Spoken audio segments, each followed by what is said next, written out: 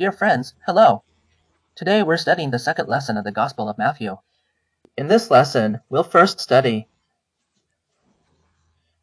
Jésus-Christ's genealogy. In the previous lesson, we also discussed genealogies, which not only represent earthly genealogies, but also spiritual ones. In the Gospel of Matthew, chapter 1, verse 16, it mentions Abraham, who? These are heavenly people. The second category includes David. This category represents spiritual people. When we reach the third category, it refers to Joseph. This category represents earthly people, including earthly artists, such as, for example, in our second question, Joseph was mentioned as an artist. He didn't want to openly disgrace him. He just wanted to secretly fix it. Regarding this, the truth is that Joseph represents the church. Yes, there are still some things we don't understand here. When he doesn't understand, he will be overwhelmed by divine light. He will treat this truth as false. That is, he will immediately separate from goodness, meaning he will fix it, fix Mary, which is the meaning of this second lesson. That's the meaning, and the third one is Joseph an artist? Who is he? Who is Mary? Joseph is an artist, but a worldly artist, and worldly artists are all brothers. Everyone must pay attention, worldly artists are all brothers. Then Mary? He is a heavenly person. Why? Well, in our previous lesson's first lecture, we had a deduction. Because holy are all. The fruit he produced, generation after generation, generation after generation. But look, we see this. It's getting worse generation by generation, from Matthew 1 verse 2. Chapters 1:2-6 are heavenly people, 7-12 are spiritual people, 12-16 are worldly artists. It's getting worse generation by generation, but according to prophecy, the glory of this generation will surpass the previous glory. Actually, the entire church has an undercurrent. This undercurrent is the emergence of the Essenes. This is.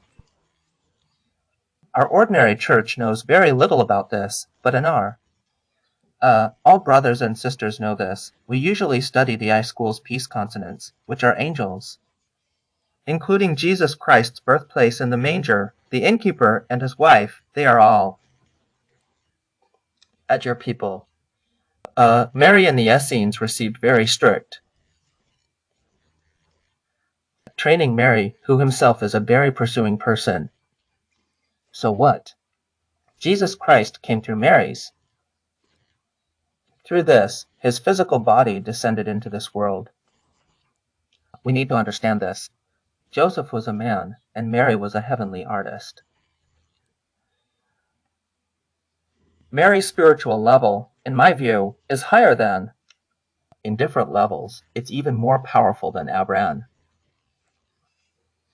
Of course, you can have your own opinions. Let's move to question 4. Matthew 1 verse 20.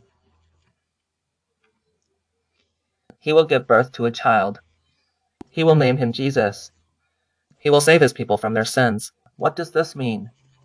We know the background is the angel speaking to Joseph. Career. That is, Joseph was guided in a confused state, guided in dreams. This is. Xiao Weidingbang explained this passage, which is the same as our previous lesson's explanation. We explained from a confused state, we interpreted from the wandering period. When I looked at Xiao Weidingbang's materials, I derived a bit, which means. We now understand what the passage in Numbers 12:6-8 means. It says, the revelations given to other prophets by Jehovah were through visions, dreams, or metaphors, but for Moses, his words didn't use metaphors, didn't use names, weren't in dreams, because Moses was in a state of completion. This state of completion is, it's a higher state than Joseph's ambiguous condition. Because Joseph's state is one of confusion during the transitional period regarding God, which is a type of adaptation. A status of an artist. Even in a spiritual state, God is usually one of them. A vague state is giving him inspiration. For example, in dreams, through metaphors, or through riddles in the imagery to these prophets to manage. I don't understand. And Moses? What time was it? It was during the period when the angel's true nature was exposed. That is to say, it's a revelation given over several days. And on this point, let's start from the first. We can see the problem. I was a bit wrong when I said it just now. It's in the second category. From the 7th to the 12th verse of the first chapter of the Gospel of Matthew, it's about the second type of people. Solomon started it, but this isn't from David. David is still at the heavenly level. Solomon, it has won. A relatively long period of hesitation. So it's one of these. The wandering period is a spiritual one. And for the potato celestial, his service to the gods is very clear.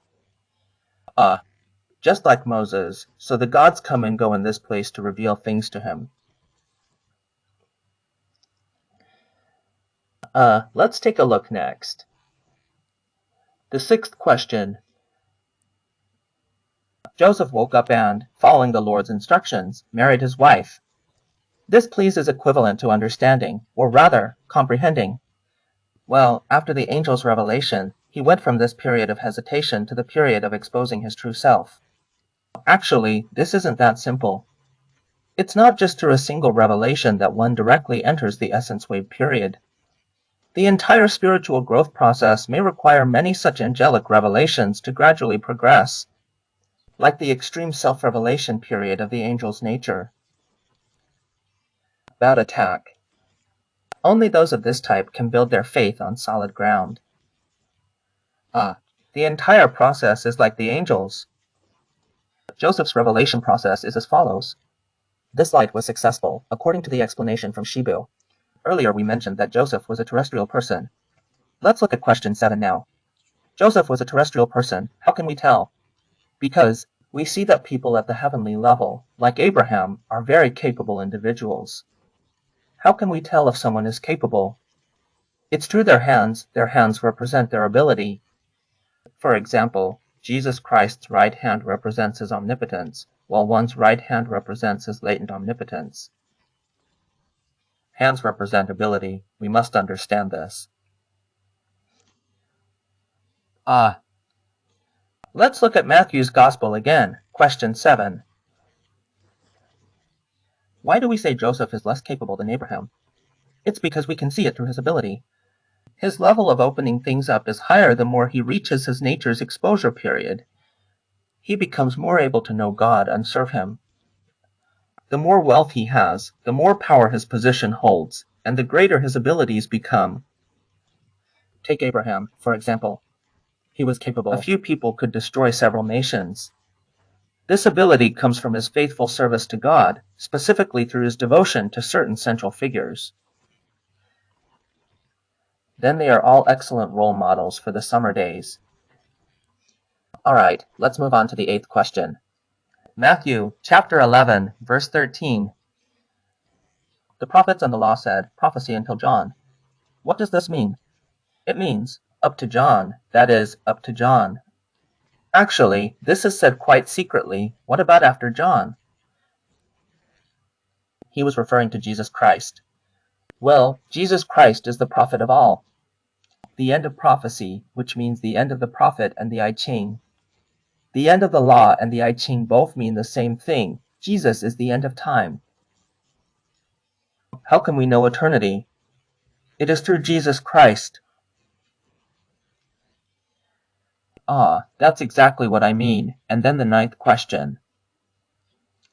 The first chapter of Matthew, verse 21, and the first chapter, verse 25, have the same meaning.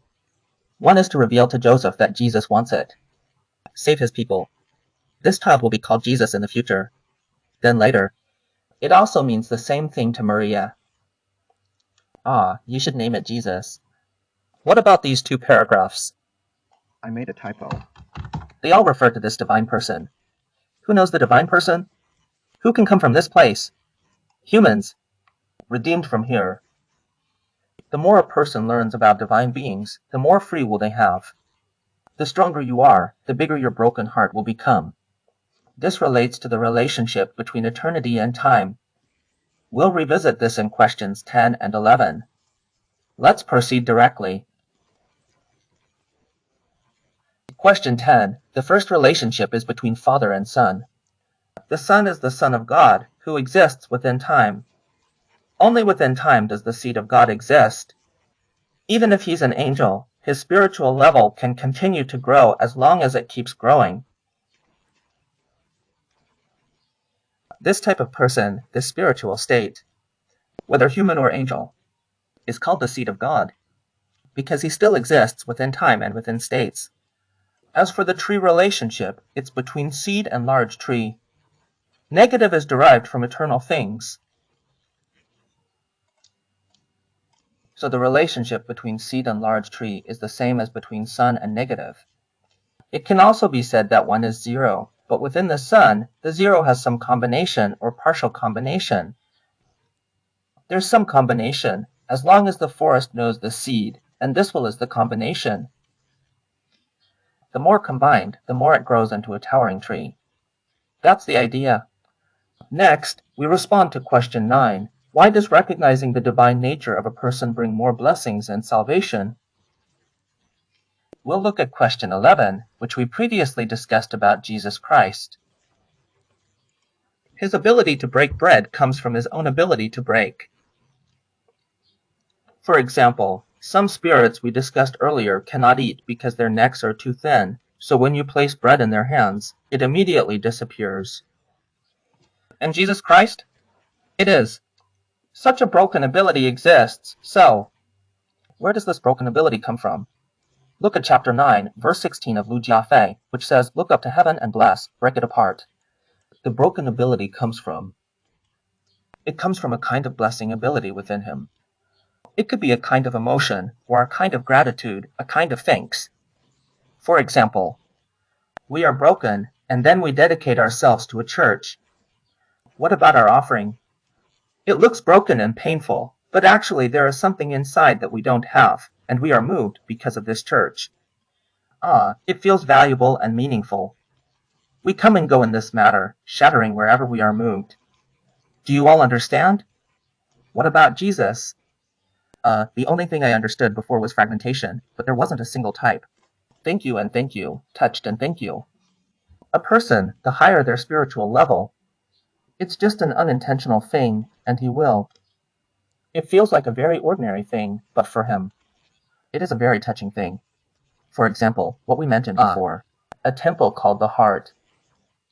Just like as children and another good friend, when we were kids, we would hold hands and run forward, and we would be very happy. Thinking about those days made us want to go back in time, even more so. Sometimes when he feels sad, he starts to cry. It's like hearing a song from his childhood. Who would say that? Tong's 300 children's songs can't drive away ghosts. It's also Tong's 300 Tang poems. This 300 children's songs can also drive away ghosts. Then we go to drive away ghosts with a pure heart. You see, the simpler something is for a truly spiritual person, the more they can move others to say, what's there to be moved about? But they still have this kind of emotion. When Jesus multiplied 5 loaves and 2 fish, he experienced profound spiritual impact amidst ordinary circumstances. In contrast, people often become consumed by their desires, leaving God. The more people are in their own desires, such as becoming wealthy, or when their children are enjoying food and happiness, why does Yuba immediately offer sacrifices? Because Yuba observes people's weak connections, because when people are in weak connections, they are very prone to committing crimes. Jesus was in weak connections. He had a strong feeling. We hope to understand this point today. The lesson will end here. Sharing ends here. May the original spirit bless everyone.